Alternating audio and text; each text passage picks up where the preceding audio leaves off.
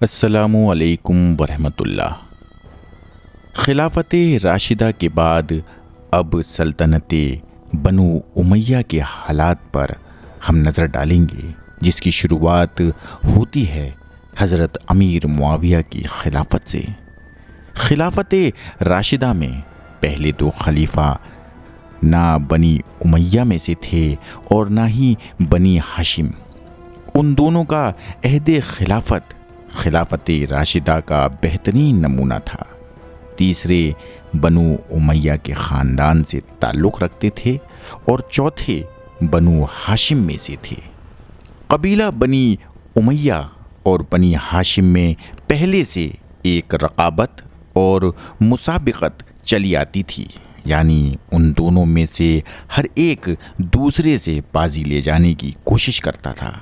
غالباً یہی وجہ تھی کہ نبی اکرم صلی اللہ علیہ وسلم کی جو بنی امیہ نے شروع میں زیادہ مخالفت کی اور بنی ہاشم سے ہمیشہ نبی اکرم صلی اللہ علیہ وسلم کو امداد پہنچی۔ جب ملک عرب سے مشرکوں کا خاتمہ ہو گیا اور ان دونوں قبیلوں کے مشرک دشمن بھی قتل ہو گئے اور باقی خوش نصیب اسلام میں داخل ہو گئے، تو ان مسلمان ہو جانے والے بنو امیہ میں ایک کافی تعداد ذی حوصلہ اور قابل آدمیوں کی موجود تھی۔ بنو امیہ اپنی ذاتی قابلیتوں کی وجہ سے پہلے ہی خلافت اسلامیہ کا ایک ضروری حصہ بنا ہوا تھا۔ حضرت عثمان غنی کے خلیفہ مقرر ہو جانے کے بعد ان کی نرم مزاجی اور مروان بن الحکم کے اقتدار سے فائدہ اٹھا کر بنی امیہ نے اپنی طاقت اور اثر کو اچانک اس قدر بڑھا لیا کہ تمام عالم اسلامی پر چھا گئے اور اپنی سرداری تمام ملک عرب پر قائم کرنے کی تدبیروں میں مصروف ہو گئے، جس کو وہ عہد جاہلیت میں بنو ہاشم کے مقابلے میں قائم نہ کر سکے تھے۔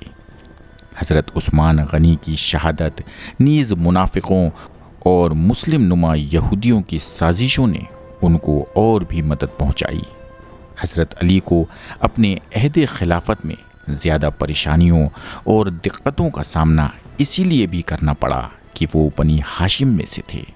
تمام اہل عرب کی نگاہوں میں بنو ہاشم اور بنو امیہ کی دشمنی کے نقشے گھومنے لگے۔ اس موقع پر بے اختیار حضرت حسن کے وہ آخری الفاظ یاد آ جاتے ہیں جو انہوں نے حضرت حسین کو آخری وقت بطور وصیت سنائے تھے کہ نبی اکرم کے بعد حضرت علی تک خلافت پہنچی تو تلواریں میانوں سے نکل آئیں اور یہ معاملہ طے نہ ہوا۔ اب میں اچھی طرح جانتا ہوں کہ نبوت اور خلافت ہمارے خاندان میں جمع نہیں رہ سکتی۔ خلافت راشدہ کے بعد تقریباً 90 سال تک بنو امیہ نے دمشق کو دارالخلافہ بنا کر تمام عالم اسلام پر حکومت کی۔ اور اب ہم حضرت امیر معاویہ کی زندگی اور خلافت پر نظر ڈالیں گے۔ حضرت امیر معاویہ ہجرت سے 17 سال پہلے پیدا ہوئے تھے۔ حضرت امیر معاویہ کی ماں ہند بنت عتبہ کی شادی پہلے فاقہ بن مغیرہ قریشی سے ہوئی تھی، پر ان کا دوسرا نکاح ابو سفیان سے ہوا۔ حضرت معاویہ کی پیدائش کے وقت ابو سفیان کی عمر 40 سال سے کچھ زیادہ تھی۔ ابو سفیان نبی اکرم سے 10 سال عمر میں بڑے تھے۔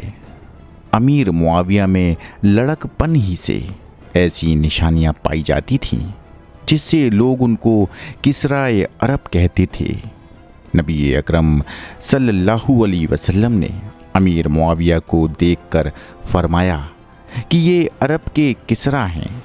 جس دن معاویہ تم میں سے اٹھ جائیں گے تو تم دیکھو گے کہ بہت سے سر جسموں سے الگ کیے جائیں گے۔ فتح مکہ کے دن اپنے والد ابو سفیان کے ساتھ آ کر 25 سال کی عمر میں مسلمان ہوئے اور پھر وفات نبوی صلی اللہ علیہ وسلم تک نبی اکرم کے ساتھ رہے۔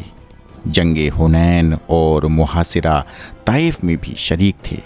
उसके बाद नबी अकरम मक्का में तशरीफ़ लाकर उम्रा अदा करने के बाद मदीना मुनव्वरा की तरफ रवाना हुए तो अमीर मुआविया भी नबी अकरम के साथ मदीना में आए और कातिबे वही मुकर्रर हुए। किताबत वही की खिदमत के अलावा बाहर से आई हुई जमातों की खिदमत और खाने पीने का इंतज़ाम भी नबी अकरम सल्लल्लाहु अलैहि वसल्लम की तरफ से अमीर मुआविया को सुपुर्द था। नबी अकरम की वफ़ात के बाद हज़रत अबू बकर सिद्दीक़ खलीफा अव्वल ने जब अमीर मुआविया के भाई यजीद बिन अबी सुफियान को एक लश्कर के साथ शाम की तरफ भेजा तो अमीर मुआविया को एक दस्ता फ़ौज देकर उनकी मदद के लिए मुकर्रर किया। फतूहाते शाम में उन्होंने अक्सर लड़ाइयों के अंदर बतौर मुक़द्दमतुल जैश के नुमाया काम अंजाम दिए और अपनी शुजाअत और मर्दानगी का सिक्का दिलों पर बिठाया।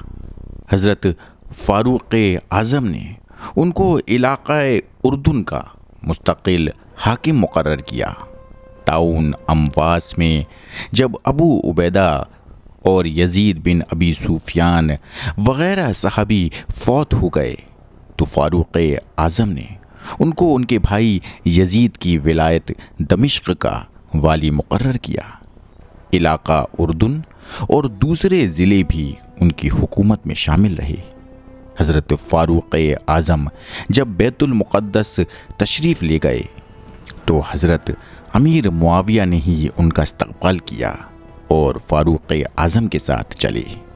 फ़ारूक़ आज़म ने अमीर मुआविया पर एतराज़ किया कि तुमने बादशाहों जैसा तरीक़ा इख्तियार किया है और सुना है कि तुमने दरबान भी मुकर्रर किए हैं। अमीर मुआविया ने जवाब दिया कि मुल्क शाम की सरहदों पर कैसर की फ़ौजों का इज्तिमा और हमला होने का हमेशा ख़तरा रहता है। कैसर के जासूस मुल्क शाम में फैले हुए हैं। कैसर और ईसाइयों को मरूब रखने के लिए ज़ाहिरी शान व शौकत और कैसर के जासूसों से महफूज रहने के लिए दरबानों को ज़रूरी समझता हूँ। फ़ारूक़ आज़म ने इस जवाब को माकूल समझकर फिर कोई एतराज़ नहीं किया। हज़रत उमर फ़ारूक़ के बाद जब हज़रत उस्मान गनी खलीफा हुए तो उन्होंने अमीर मुआविया को तमाम मुल्क शाम और उनके मुतल्लक़ात का हाकिम बना दिया। उनके इख्तियारात को भी वसी कर दिया। अमीर मुआविया ने तमाम मुल्क शाम पर काबिज़ और हुक्मरां होकर इस मुल्क में हुकूमत इस्लामिया को खूब मजबूत और मुस्तहकम किया और हमेशा कैसर रूम को अपनी तरफ से खाइफ और मरूब रख कर उसका मौका नहीं दिया कि ईसाई लोग इस्लामी मुल्कों पर हमला करने की जुर्रत कर सकें। रबीउल अव्वल सन 41 हिजरी के आखिरी 10 दिनों में अमीर मुआविया और हज़रत हसन के दरमियान मुसालहत हुई और तमाम आलम इस्लामी ने हज़रत अमीर मुआविया के हाथ पर बैत करके उनको खलीफा वक्त तस्लीम किया। हज़रत अमीर मुआविया से 163 हदीसें मरवी हैं जिनको बाद में इब्ने अब्बास, इब्ने उमर, इब्ने ज़ुबैर, अबू दरदा वग़ैरह सहाबा और इब्ने अल मुसय्यब और हमीद बिन अब्दुर्रहमान वग़ैरह ताबाइन ने रिवायत किया है। आपके फ़ज़ाइल में भी बहुत से अहादीस मशहूर हैं। तिरमिज़ी ने अहादीस हसन के ज़ैल में लिखा है कि नबी अकरम सल्लल्लाहु अलैहि वसल्लम ने अमीर मुआविया की निस्बत फ़रमाया कि इलाही मुआविया को हिदायत करने वाला और हिदायत पाने वाला कर दे। मुस्नद अहमद बिन हम्बल में लिखा है कि नबी अकरम ने फ़रमाया, इलाही मुआविया को हिसाब और किताब समझा और अज़ाब से बचा। ख़ुद अमीर मुआविया कहते हैं कि मुझको खिलाफत की उस वक्त से उम्मीद थी जबकि नबी अकरम सल्लल्लाहु अलैहि वसल्लम ने मुझसे फ़रमाया कि जब तू बादशाह हो जाए तो लोगों से हुस्न सुलूक के साथ पेश आना। हज़रत अमीर मुआविया खिलाफत के तख्त पर बैठे تو اسلامی دنیا میں عقیدے اور اعمال کے اعتبار سے 3 قسم کے لوگ موجود تھے۔ پہلا گروہ شیعان علی کا تھا۔ یہ لوگ حضرت علی کو خلافت کے حقدار سمجھتے تھے اور اب ان کے بعد انہی کی اولاد کو خلافت کے منصب کا حقدار مانتے تھے۔ یہ گروہ عراق اور ایران میں زیادہ آباد تھا اور مصر میں بھی اس خیال کے لوگ زیادہ پائے جاتے تھے، مگر حضرت حسن کے خلافت کو چھوڑ دینے اور حضرت امیر معاویہ کے ساتھ صلح کر لینے سے اس گروہ کی تعداد پہلے سے بہت کم ہو گئی تھی۔ دوسرا گروہ شیعان معاویہ یا شیعان بنو امیہ کا تھا۔ اس گروہ میں تمام ملک شام اور بنو کلب وغیرہ کچھ حجازی قبیلے بھی شامل تھے۔ یہ لوگ حضرت عثمان کے قتل کی وجہ سے حضرت امیر معاویہ اور بنو امیہ ہی کو خلافت کے حقدار سمجھتے اور ان کی مدد کے لیے ہر طرح آمادہ تھے۔ تیسرا گروہ خوارج کا تھا۔ یہ لوگ شیعان علی اور شیعان بنی امیہ دونوں کو گمراہ اور کافر یقین کر کے ان کے مقابلے میں ہر قسم کی قوت اور شدت کام میں لاتے تھے۔ انہی میں منافق اور سازشی لوگ بھی جو متفقہ طور پر عالم اسلام کے دشمن تھے ملے جلے رہتے تھے۔ ان خوارج کی تعداد زیادہ تر ملک عراق یعنی بصرہ، کوفہ اور ایران میں موجود تھی۔ ان تینوں گروہوں کے علاوہ ایک چوتھا گروہ بھی ایسے لوگوں کا موجود تھا جو ان تمام جھگڑوں اور ہنگاموں سے الگ تھلگ رہنا اور خاموشی کے ساتھ زندگی بسر کرنا چاہتے تھے۔ ان لوگوں میں اکثر جلیل القدر صحابہ شامل تھے۔ حضرت امیر معاویہ نے مصر کی حکومت تو پہلے ہی عمرو بن عاص کو دے دی تھی۔ اب تمام عالم اسلام کے خلیفہ ہونے پر سعید بن عاص کو مکہ کا اور مروان بن حکم کو مدینہ کا حاکم مقرر کیا۔ سعید اور مروان دونوں ان کے رشتہ دار تھے، اسی لیے مکہ اور مدینہ میں انہوں نے ان دونوں کو مامور اور مقرر فرمایا تاکہ عالم اسلام کے ان دونوں مرکزی شہروں میں ان کے خلاف کوئی گروہ پیدا اور کوئی سازش کامیاب نہ ہو سکے۔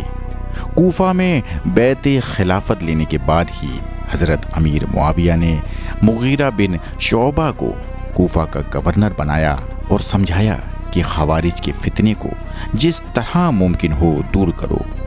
باقی صوبوں اور ولایتوں کے حاکموں کے نام پروانے بھیجے اور ان کو لکھا کہ لوگوں سے ہمارے نام پر بیعت لے لو اور اپنے آپ کو ہماری جانب سے منسوب اور مامور سمجھو۔ فارس کی حکومت پر حضرت علی نے زیاد بن ابی سفیان کو مقرر اور مامور کر رکھا تھا۔ حضرت زیاد کو شیعان علی میں سے سمجھا جاتا تھا۔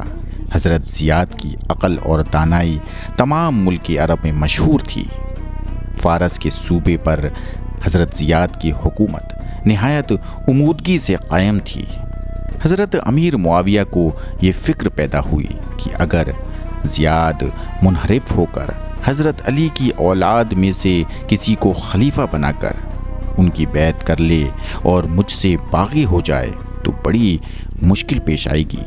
اس لیے انہوں نے حضرت زیاد کو قابو میں لانے کی تدبیر سب سے پہلے سمجھی۔ حضرت زیاد کی ماں سمیہ حارث بن کلاب ثقفی کی غلام تھی۔ حضرت زیاد کے والد کی نسبت لوگوں کو کچھ شبہ تھا۔ حقیقت یہ تھی کہ سمیہ کے ساتھ ابو سفیان نے زمانہ جاہلیت میں نکاح کیا تھا اور ابو سفیان کے نطفہ سے حضرت زیاد کی پیدائش ہوئی تھی۔ حضرت زیاد کی شکل و صورت بھی ابو سفیان سے بہت مشابہ تھی، لیکن ابو سفیان کے خاندان والے اور حضرت امیر معاویہ زیاد کو ابو سفیان کا بیٹا تسلیم نہ کرتے تھے۔ حضرت زیاد نے جب یہ سنا کہ امیر معاویہ کو خلیفہ وقت تسلیم کر لیا گیا ہے تو انہوں نے بیعت کرنے اور حضرت امیر معاویہ کو خلیفہ تسلیم کرنے میں دیر کی۔ امیر معاویہ نے اس موقع پر یہی مناسب سمجھا کہ مغیرہ بن شعبہ کو، جو زیاد کے دوست بھی تھے، امان نامہ دے کر زیاد کے پاس بھیجا اور ان کو ابو سفیان کا بیٹا تسلیم کر کے اپنے خاندان اور نسب میں شامل کر لیں۔ چنانچہ مغیرہ بن شعبہ امان نامہ لے کر زیاد کے پاس فارس گئے اور وہاں کے تمام حساب و کتاب اور خزانے کی تصدیق کر کے حضرت زیاد کو اپنے ساتھ امیر معاویہ کے پاس لے آئیں۔ حضرت امیر معاویہ نے حضرت زیاد کو خوب محبت کے ساتھ استقبال کیا۔ تمام تحریروں میں ان کا نام ابن سفیان لکھا جانے لگا۔ حضرت علی حضرت زیاد کو ابو سفیان کا بیٹا یقین کرتے تھے، کیونکہ ان کے سامنے ابی سفیان نے خود ایک موقع پر فاروق اعظم کی مجلس میں تسلیم کیا تھا کہ زیاد میرا بیٹا ہے، اسی لیے انہوں نے زیاد کو فارس کا حاکم مقرر کیا تھا۔ اب امیر معاویہ نے زیاد کی عزت اور مرتبہ بڑھا کر زیاد کو بصرہ کا گورنر مقرر فرمایا اور اہل بصرہ کو درست کرنے اور درست رکھنے کی فرمائش کی۔ حضرت امیر معاویہ بصرہ میں حضرت زیاد کو اور کوفہ میں مغیرہ بن شعبہ کو مقرر کر کے عراق اور فارس کی طرف سے بہت مطمئن ہو گئے تھے، کیونکہ ایران کے تمام صوبے کوفہ اور بصرہ کے ماتحت تھے۔ حضرت زیاد کی حکومت حضرت امیر معاویہ نے براہ راست فارس، جزیرہ اور سجستان تک وسیع کر دی تھی اور انہوں نے یہ تمام علاقے گورنر بصرہ کی حکومت میں شامل کر کے مشرقی فتنوں کا دروازہ بند کر دیا تھا۔ سن 43 ہجری میں سجستان سے ملے ہوئے علاقے رہج وغیرہ فتح ہوئے۔ اسی سال برقہ اور سوڈان کی طرف اسلامی لشکر نے پیش قدمی کی اور ان علاقوں میں حکومت اسلامیہ کا رقبہ بہت وسیع ہوا۔